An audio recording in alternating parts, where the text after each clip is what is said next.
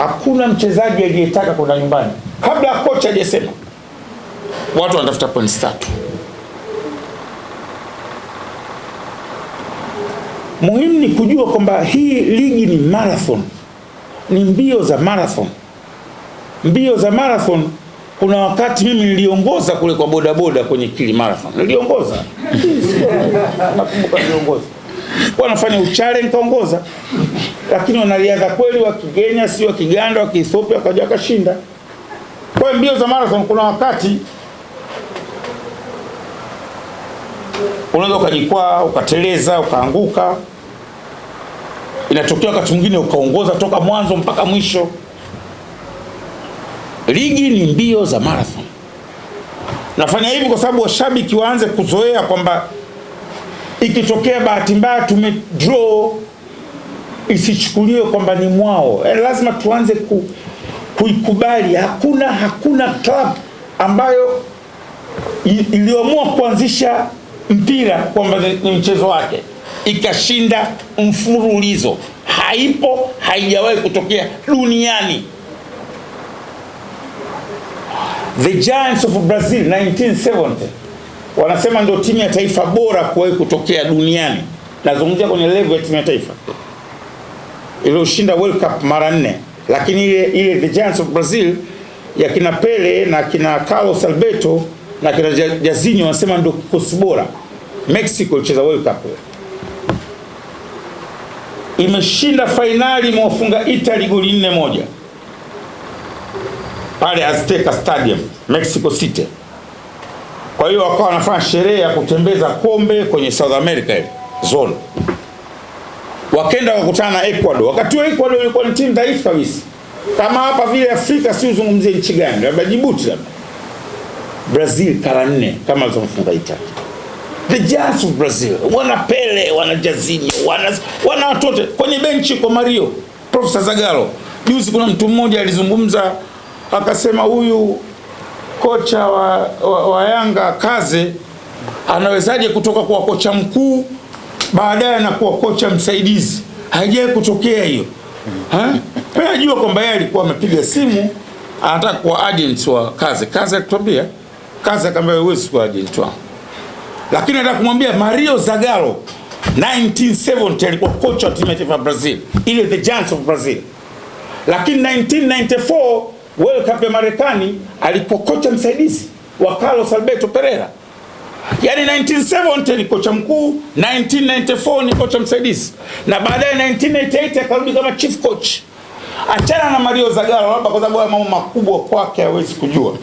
Zagallo ni mkubwa na lazima uwe na akili kubwa ya kimpira.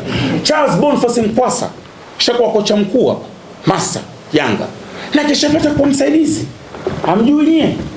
Akili watu mnakaa mnazungumza vitu tu, hata mna statistics, mna data, mnakaa na nyie mmekaa tu mna koti vitu. Sio? Hamjui kama Mkwasa alikuwa kocha mkuu Yanga? Hamjui kama Mkwasa kishakuwa kocha msaidizi Yanga baada ya kutoka kwa kocha mkuu? Guys, na akawa katibu pia. You have no research. Una data, funga mdomo wako. Usizungumze tu. Alafu unazungumzia Yanga ambayo tuko sisi. Niko mimi nimekaa na ndugu yangu hapo Mbuli. Takwimu zimelala. Guys, tujiadhari na watu ambao wana nia ovu. Lakini nataka kuambia wana Yanga, sisi tunakwenda kushinda ubingwa huu inshallah. No doubt.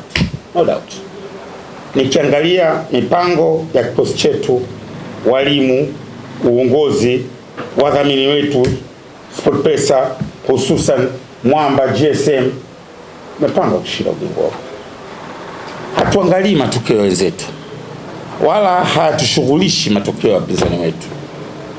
Hatushughulishi. Sababu sisi ili ushinde ubingwa ni lazima uwafunge competent wako wale wa karibu.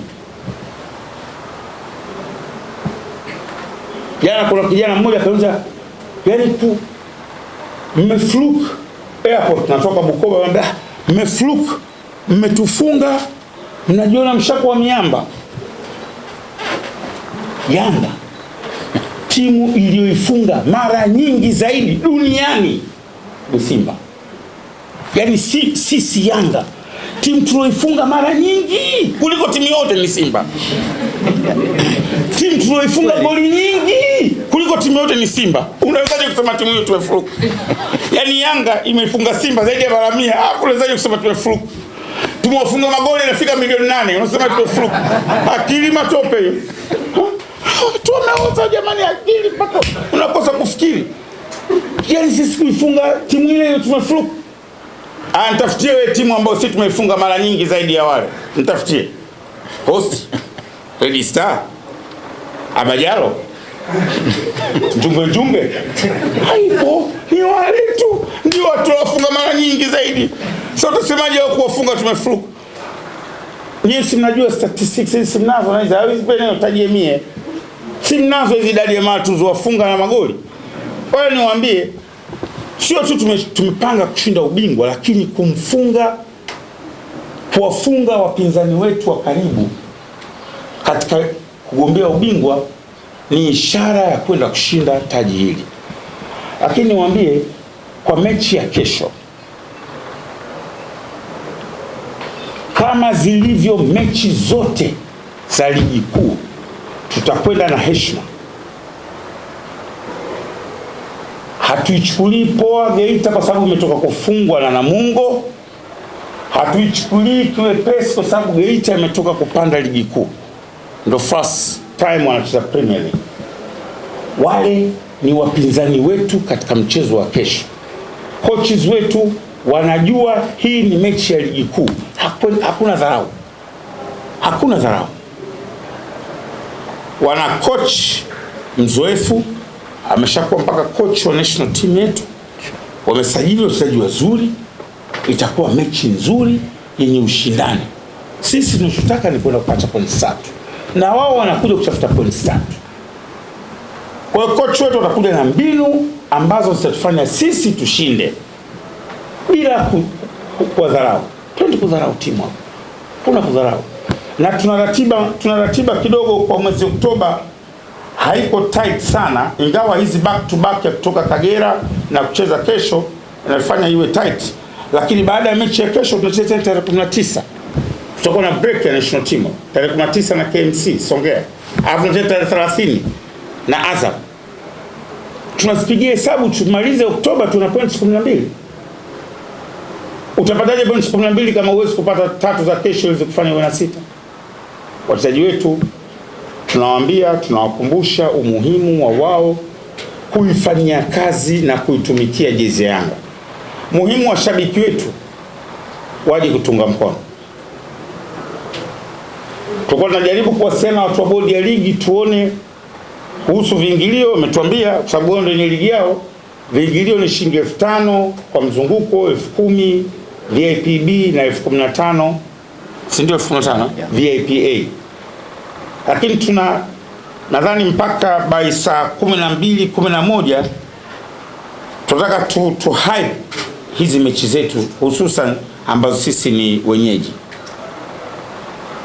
Kwa hiyo tunajaribu kuongea na baadhi ya wasanii. Mechi ya ligi sasa hivi ni lazima iwe kama Europe au South Africa au nchi ambazo zimeendelea. Ukenda mpirani ujihisi sio tu kuna mwingine anafuata burudani ndio unamuingiza kwenye mpira. Kuna mwingine kuna vitu vyake anavifuata unamuingiza kwenye mpira. Kwa najaribu kuongea na wenzetu wa bodi na TFF na sisi wenyewe tuone sasa katika mechi zetu kuna haja ya kuwa na, kwa mfano mechi inaanza saa 1 usiku. Kwa nini usimweke mshabiki pale kutoka saa 9 mchana? Ukampa entertainment fulani hivi. Muziki si nani anajua kama mimi msanii mkubwa sana kama ningeamua sasa hivi Diamond si nani wote hawaniwezi. Labda kwa nini mimi nisiende kuimba mwenyewe na vitu kama hivi. Unaweka pale burudani, unaweka mambo ya sarakasi. Ndio mechi zote. Huko kote wenzetu wanavyofanya hivyo. Mpirani ni sehemu ya starehe. Unaweka vinywaji nje, kuna kuwa na mavyakula yanauzwa, yani nje kuna michezo ya watoto. That's it. Kwa tunakusudia tuone baadaye ndani jioni kakaangu Hassan atawaambia kama tutakuwa tumeshamalizana mipango ambayo tunakusudia kuifanya kwa kuelekea mechi ya kesho. Lakini hata kama itakuwa kwa mechi ya kesho haitakuwa, tunakusudia sasa mechi zijazo, hususan ambazo sisi ni wenyeji, tusiishie watu kwa burudani ya mpira tu. Sende tu kumwangalia Feitoto. Akole Feitoto naye anaudhi. Baule Munguja anakera. Ule Feitoto unaweza kukaa hivi kumwangalia. Juzi nilikuwa nimekaa nimeirudia ile mechi na Makoro. Nimemwangalia ule Feitoto. Asema hivi, si Tanzania tumerogwa. Hivi mimi sinaangalia Uingereza. Au muangalie. Nia muangalie ligi za Ulaya kule. Hivi kweli unaamini Feitoto ile timu kwa mfano kama Leicester, wavunja kuni wale, sijui Middlesbrough, zile Chelsea zile? Kweli. Lazima sasa kama taifa tuanze kufikiria mbali sana. Juzi nilikuwa naangalia Villarreal na Manchester. Wale Villarreal nzima wana midfield ka Feitoto. Hawana. Sisi tumerogwa nani? Sio unaguna nini? Unaguna kwenye press yangu mimi? Umerogwa? Zuzu. Unaguna kwani na ngoma mimi? Feitoto ni balaa. Lakini hatutaki kukubali kwa sababu anacheza Tanzania.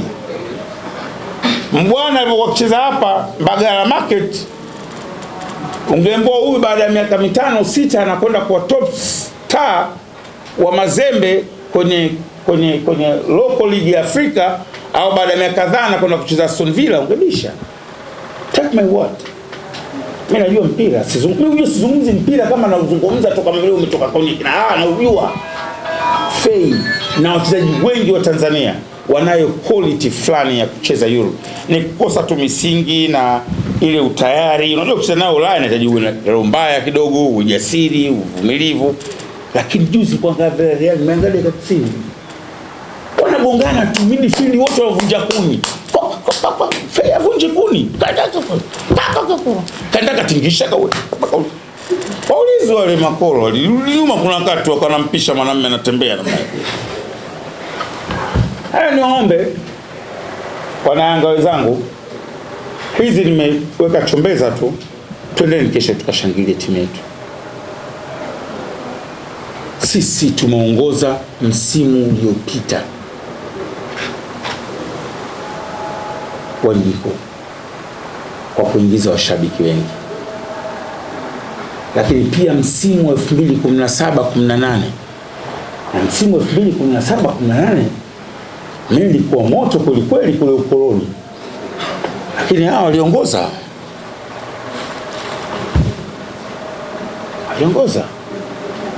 kwa sababu hawa wana watu. Sisi kule tulikuwa na maneno yakiongoza na mimi mwenyewe, lakini nyinyi always Yanga wana watu. Imagine timu hii haijeshinda ubingwa guys, miaka 4 inawezaje kuongoza kwa mapato? Inawezaje kuongoza kwa idadi ya washabiki kama sio wana watu? Kwa mimi naomba Yanga, mimi nimerudi nyumbani, msije tena mkaniangusha, kwa sababu kuna watu wamekaa na watu wanasubiri jambo liteleze tu la Yanga ni bamiemie. Yani hapa kuna watu wamekaa na watu wala hawataka, yani sasa hivi wanaangalia Yanga kufanya vibaya, wanachoangalia Haji. Sasa nyie wana Yanga ndio wakunivika mie, wakunifunika mie. Twendeni uwanjani, tuna points 3. Kaja Polo kelele, tunataka nini tena? Tunataka nini zaidi ya kwenda uwanjani? Twendeni, na baada ya kesho ndo mechi ya kwanza ya Dar es Salaam ya ligi. Alafu iko saa nzuri, saa 1. Naombeni wana support yenu ile inaleta amsha. Na mimi siku hizi nimekusudia mechi za Yanga Dar es Salaam, sikai VIP kule, naenda baadaye dakika 10 na vizia kuna sambusa za bure. Naenda kula sambusa za bure, lakini mimi nakaa na washabiki. pale VIP pale ndio eneo langu nilokaa na washabiki wa Yanga, tunashangilia, tunaanikisa. Mechi na Simba na Yanga nilikaa pale, na kesho nitakaa pale kujaribu kuamsha. La mwisho, nawashukuru sana wanahabari, naomba muendelee musupport mpira wenu pale ambapo mnaona tuna deserve kukosolewa kistaarabu. Unajua binadamu, mtu akikosea ukimkosoa kistaarabu anaelewa, lakini ukimkosoa kwa maana ya kutaka kujionyesha wewe unajua zaidi na kutaka kumdhalilisha, hamna mtu atakayekubali. Endeleeni kutukosoa na kalamu na midomo, lakini pale tunapofanya vizuri mseme. Pale tunapofanya vizuri mseme. Maana kuna watu hawajawahi kusema jambo positive la Yanga. Hawezi andiki chochote kuhusu positive cha. Juzi nilikuwa naona kuna mchezaji anasema, mchezaji wetu mmoja kaonyesha alama ya kidole kwa mchezaji wa timu pinzani, sio kwa refa au kwa mchezaji, na anaiomba mamlaka zimfungie yule mchezaji.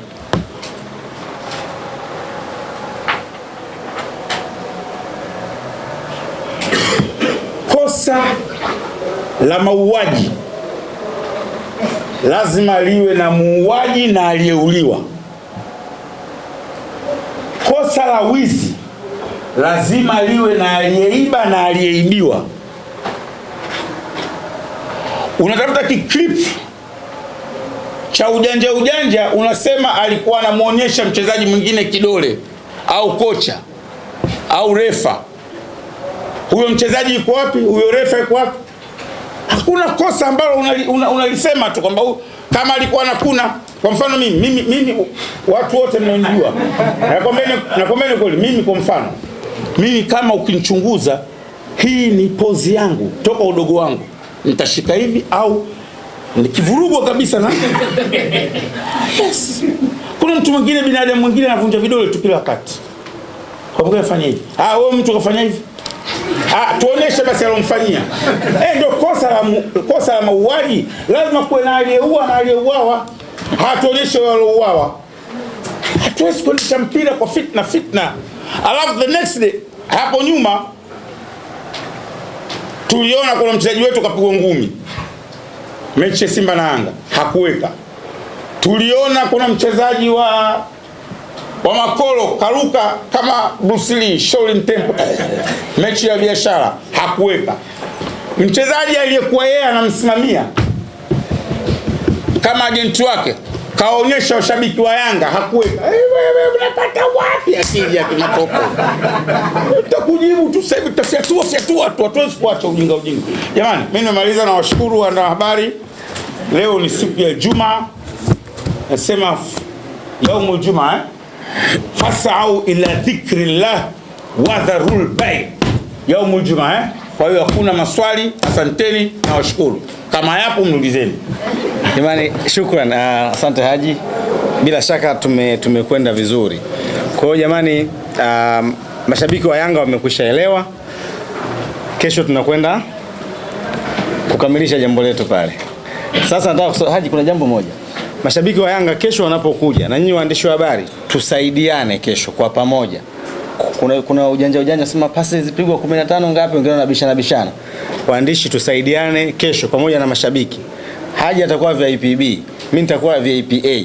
Tusaidiane kuhesabu. Zikianza kupigwa kwa ucho, kwa fei, tuanze kusema moja kwa pamoja, ili takwimu zitakazotoka Jumatatu kwenye redio zetu na uchambuzi wetu ziwe sahihi. Tusianze mmoja kahesabu nyingi.